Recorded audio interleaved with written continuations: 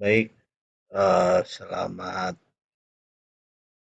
jumpa kembali adik-adik dalam perkuliahan Bakteriologi 1. Hari ini saya akan memberikan perkuliahan secara daring dalam pertemuan yang pertama ya, tentang mata kuliah bakteriologi. Saya akan share screen.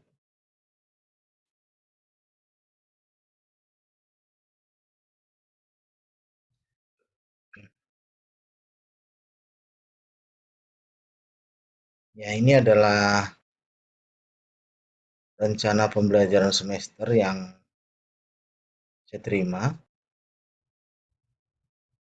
Jadi hal-hal yang kita pelajari diantaranya adalah yang pertama tentang penyebaran dan pengendalian mikroorganisme. Di situ ada sterilisasi, disinfeksi, dan juga antibiotika. Kemudian yang kedua adalah mempelajari morfologi, struktur, dan fisiologi bakteri. Yang ketiga pertumbuhan dan reproduksi bakteri. Yang keempat biakan murni bakteri. Yang kelima genetika mikroba. Kemudian ada pewarnaan bakteri sederhana dan negatif. Kemudian ada perwarnaan gram, perwarnaan spora, perwarnaan kapsula, flora normal, dan juga bakteri patogen gram positif kokus, gram negatif batang, bakteri patogen gram negatif kokus, dan gram negatif batang. Nah, pengampu mata kuliah ini ada 2 orang dosen, jadi nanti saya akan mengajar mulai dari pertemuan pertama hingga menjelang ujian tengah semester ya. Kemudian akan dilanjutkan oleh pengajar selanjutnya, yaitu ada Ibu Desi. Jadi saya akan mengajar mulai dari pengendalian mikroorganisme ya sampai dengan ini dia memahami melakukan isolasi penyimpanan kultur murni bakteri. Nah, kita akan masuk ke materi yang pertama ya.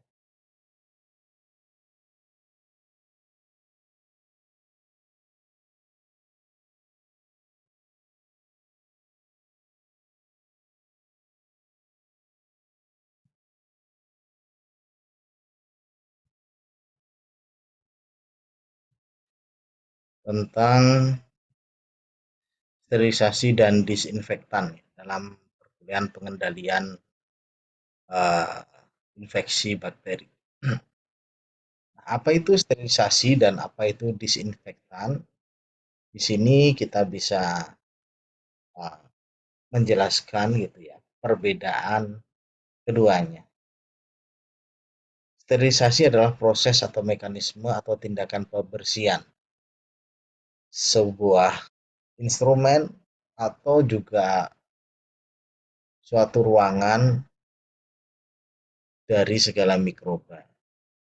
Kemudian disinfektan itu adalah zat kimia yang digunakan untuk membunuh mikroba pada benda atau instrumen. Nah, dalam praktikum bakteriologi ini sangat penting sekali bagaimana kita menerapkan bekerja secara aseptis ya, sebisa mungkin membebaskan diri dari terjadinya kontaminasi dari bakteri yang lain yang kita tidak periksa gitu ya. Oleh karena itu, kita harus memahami apa itu sterilisasi dan disinfektan. Syarat ideal untuk disinfektan sebagai zat kimia yang bisa digunakan untuk sterilisasi uh, sebuah instrumen yang akan kita gunakan untuk analisis identifikasi bakteri, yaitu adalah pertama, dia memiliki toksisitas yang tinggi terhadap mikroba. Kemudian dia memiliki kelarutan yang tinggi.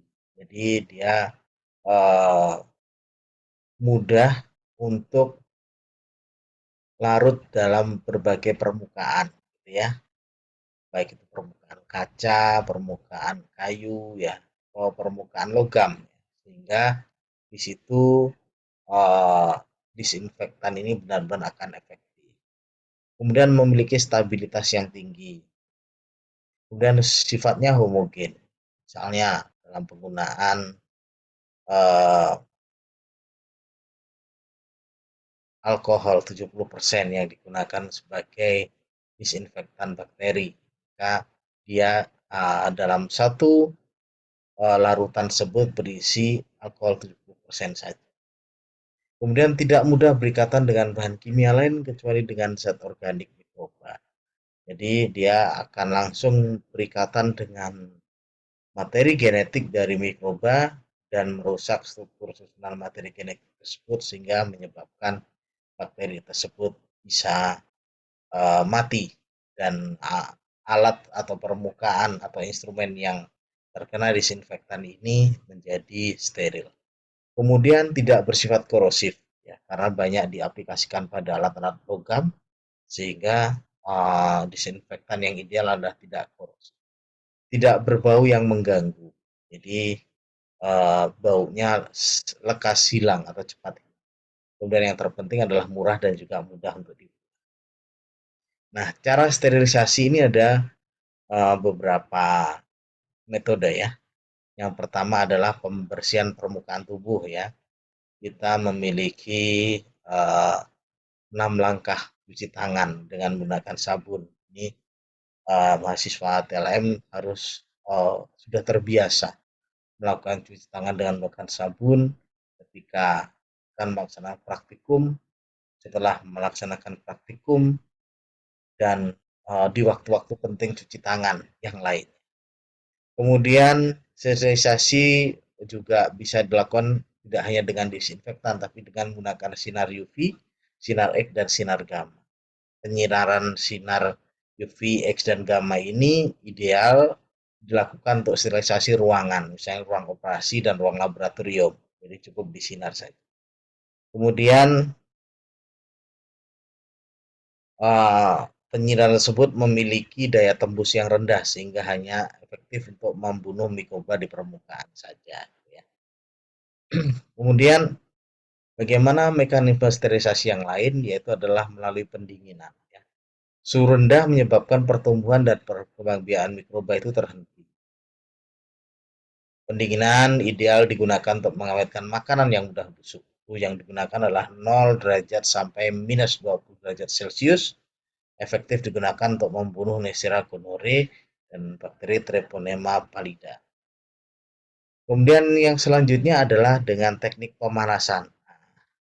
Pemanasannya ada dua, yaitu ada fiksasi, yaitu pemaparan instrumen langsung kepada api yang menyala pada bunsen, ya, atau pemanasan dengan menggunakan dry heat oven.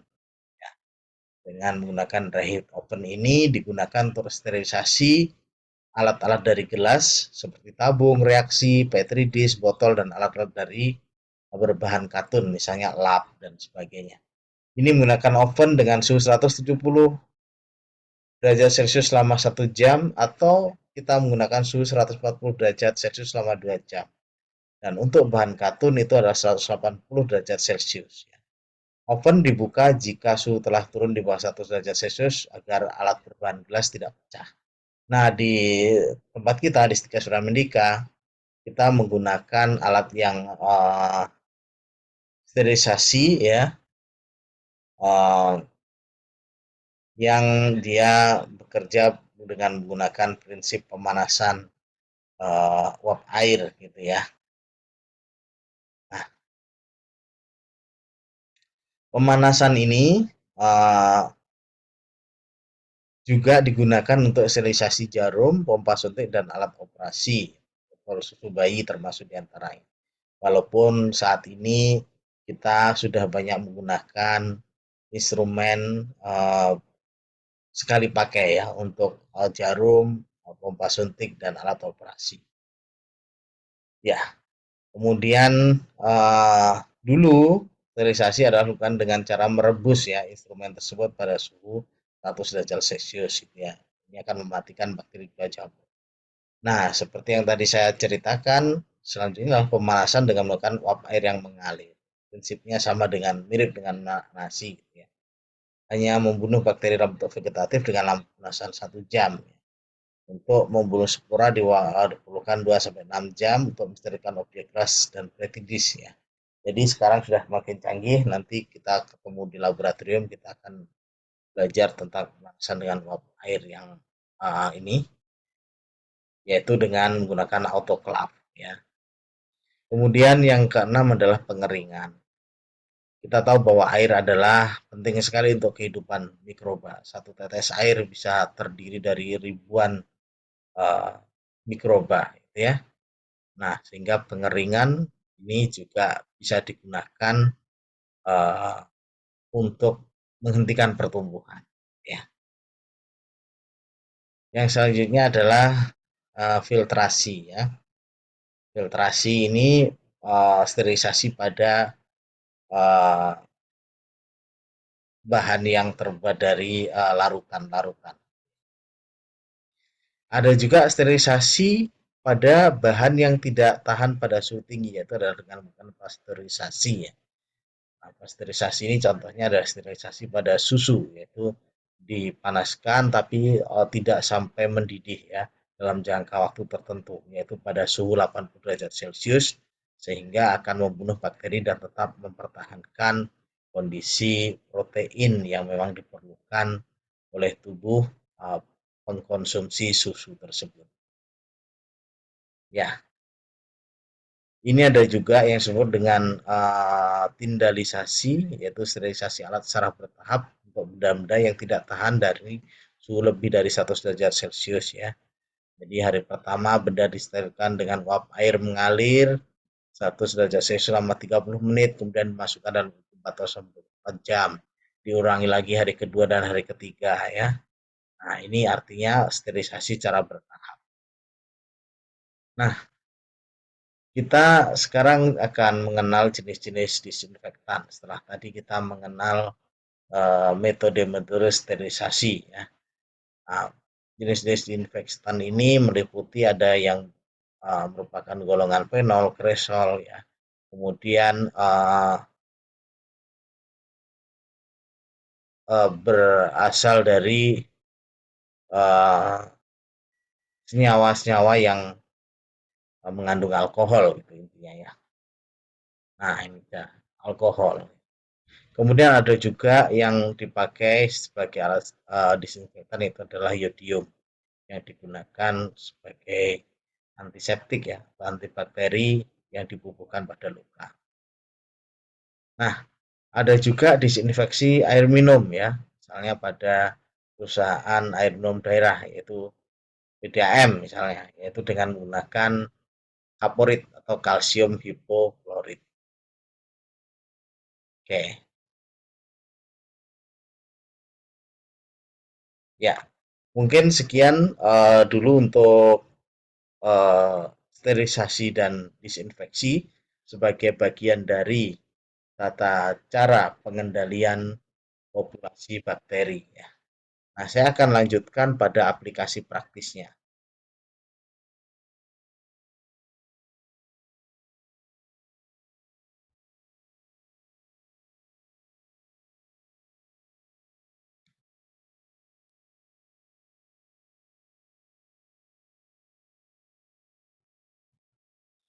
Di mana sih proses pengendalian mikroba ini sering dilakukan dalam dunia kesehatan? Ya, tentunya salah satunya di area kerja teknologi laboratorium medis, yaitu adalah di laboratorium. Mengapa harus dilakukan pengendalian? Yang pertama adalah untuk menegakkan diagnosis ya, sehingga apa yang diperiksa tentang bakteriologi itu tidak terkontaminasi dengan bakteriologi yang lain, sehingga itu berkaitan dengan validitas hasilnya. Yang kedua adalah untuk pengendalian infeksi nosokomial yang kita bahas. Infeksi nosokomial itu apa? Berasal dari kata nosokomion dalam bahasa Yunani, artinya nosos adalah penyakit dan komio adalah merawat. Jadi infeksi nosokomial itu dapat diartikan adalah infeksi yang terjadi pada fasilitas kesehatan, misalnya rumah sakit atau laboratorium akibat cemaran dari bibit penyakit dari pasien ya. Cemaran bibit penyakit dari pasien yang kemudian menyerang tenaga kesehatan yang ada di situ. Itu disebut dengan infeksi nosokomial. Oleh karena itu harus benar-benar dikendalikan ya mikroba, virus, bakteri, jamur agar fasilitas kesehatan tetap menjadi steril dan infeksi yang terjadi pada pasien tidak menular kepada uh, tenaga kerja di fasilitas kesehatan tersebut ya. Nah, angka kejadian infeksi nosokomial ini banyak juga ya, rata-rata 8,7% itu pasien ya yang sebelumnya dia tidak mengalami infeksi dalam sakit pertama kali dia didiagnosis, kemudian setelah dirawat malah justru dia bertambah penyakitnya karena adanya infeksi nosokomial ya. Nah, bagaimana cara mengenali penyakit sebagai infeksi nosokomial atau non infeksi nosokomial? Jika penyakit dia anggap sebagai nosokomial, maka gejala infeksi penyakit tertentu ya selain penyakit yang diterapi yang baru nampak setelah pasien pulang dari rumah sakit. Nah, ini jadi penyakitnya yang datang pertama kali pasien ke rumah sakit dia sakitnya apa? Kemudian setelah pulang kok malah nambah sakit penyakit infeksi. Nah, itu besar kemungkinan karena infeksi nosokomial. Infeksi nosokomial juga bisa terjadi dalam tata pelaksanaan bayi yang baru lahir ya, yang didapatkan selama masa persalinan. Penyakit-penyakit yang tidak termasuk infeksi nosokomial jika ya, infeksi penyerta yang muncul sebagai infeksi telah ada ya semenjak pasien masuk rumah sakit. Jadi semenjak pasien masuk rumah sakit memang sudah ada misalnya gatal-gatal gitu ya. Padahal pasien tersebut masuk ke rumah sakit karena penyakit yang lain. Ya. Jadi kuncinya seperti itu jika dia tidak termasuk infeksi nosokomial.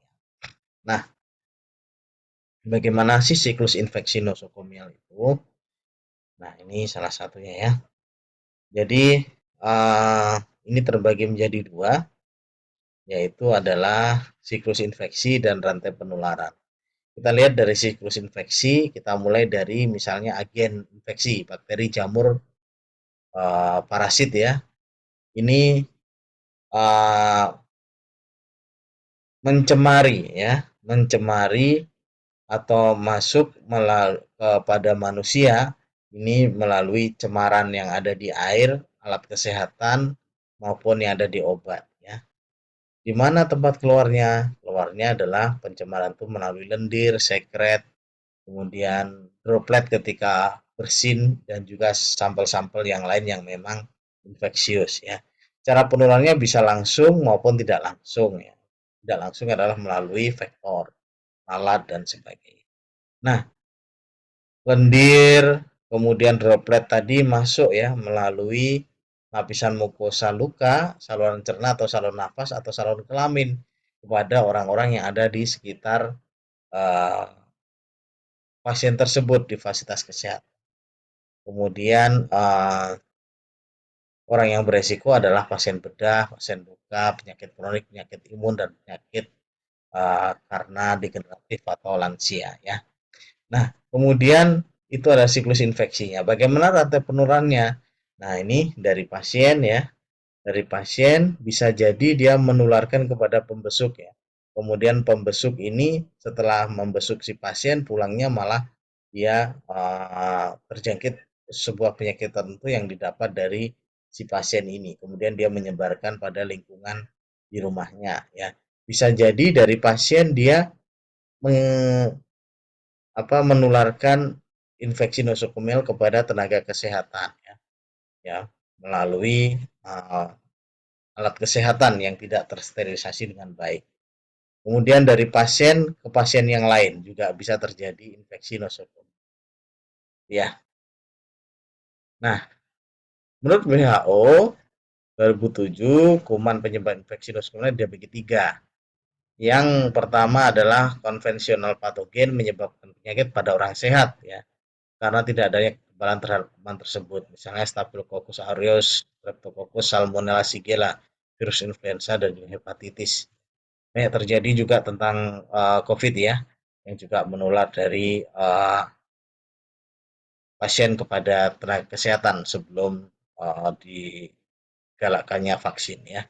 Kemudian kondisional patogen penyebab penyakit, kalau ada faktor predisposisi spesifik pada orang dengan daya tahan tubuh menurun terhadap infeksi, maka kuman akan langsung masuk. Jadi siapa yang berada di fasilitas kesehatan tersebut pas kebetulan daya tahan tubuhnya dia menurun, maka terjadi infeksi. Kemudian opportunistic patogen ya,